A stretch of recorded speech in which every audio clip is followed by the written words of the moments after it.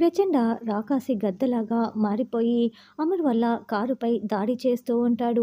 ఎంతసేపటికి ఆ గద్ద అడ్డు పోకపోవటంతో, "ఉండు మిసమ్మ, నేను వెళ్ళి ఆ గద్దని తోలేసేస్తాను, లేకపోతే మనం గుడికి వెళ్ళటం లేట్ అయిపోతుంది" అని అమర్ కారు దిగి గద్దని ఇష్యూ ఇష్యూ అని తోలుతూ ఉంటాడు.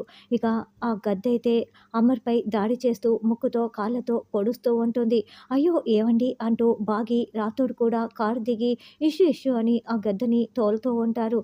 వాళ్ళ ముగ్గురిపై కూడా ఈ గద్ద దాడి చేస్తూ ఉండటంతో డాడ్ డాడ్ అంటూ ముగ్గురు పిల్లలు కూడా కారు దిగుతారు. వాళ్ళు కారు దిగగానే ఇక ఆ రాకాసి గద్ద పిల్లలపై దాడి చేస్తూ ఉంటుంది. మనోహరి, చంబా కారులోనే కూర్చొని ఇదంతా చూస్తూ ఉంటారు. బుజ్జమ్మ కూడా కారు దిగకుండా ఇదంతా చూస్తూ ఉంటుంది. ఇక ఆ గద్ద ముగ్గురు పిల్లల్ని వెంట పడుతూ ఉండటంతో వాళ్ళు పరుగులు పెడుతూ దూరంగా వెళ్తూ ఉంటారు. పిల్లలు పిల్లలు అని బాగి పరుగులు పెడుతూ పిల్లల్ని కాపాడడం కోసం వాళ్ళ దగ్గరికి వస్తూ ఉంటుంది. ఇదంతా చూస్తున్న బుజ్జమ్మ, "ఈ రాకాసి గద్ద నా కోసమే వచ్చింది.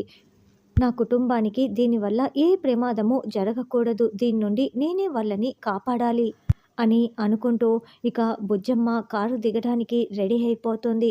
ముగ్గురు పిల్లలపై ఆ గద్ద దాడి చేస్తూ ఉండటంతో బాగి, రాథోడ్, అమర్ ముగ్గురు కూడా ఆ పిల్లల దగ్గరికి వెళ్ళి దానిని తరమటానికి ప్రయత్నిస్తూ ఉంటారు.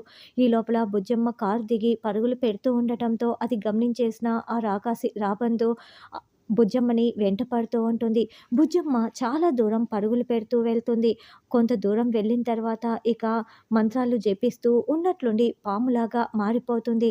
ఆ రాకాసి గద్ద పాము రూపంలో ఉన్న బుజ్జమ్మ రెండు కూడా తలపడుతూ ఉంటాయి. ఆ రాకాసి గద్ద కాళ్ళకి మొత్తం కూడా పాములాగా చుట్టుకొని గాల్లో ఎగురుతూ ఉంటుంది. మరి పాము కాటుతో ఆ రాకాసి గద్ద కుప్పకూలుతుందా? ప్రచండ ఇప్పుడు కూడా పారిపోతాడా? బాగి, అమర్ బుజ్జమ్మని ఎలా కాపాడుకుంటారన్నది రానున్న ఎపిసోడ్‌లో తెలుసుకుందాం.